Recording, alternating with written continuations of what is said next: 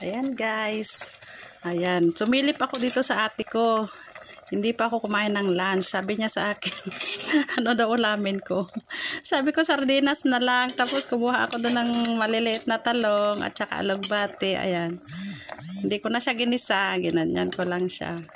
Kasi anong oras na o mag-4 na.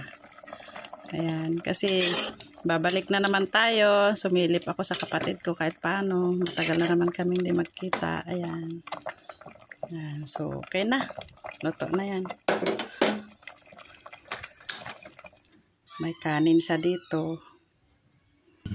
Ayan, luto na. Ayan, banding daw kami ng ate ko. yung ulam namin, gulay. Ayan.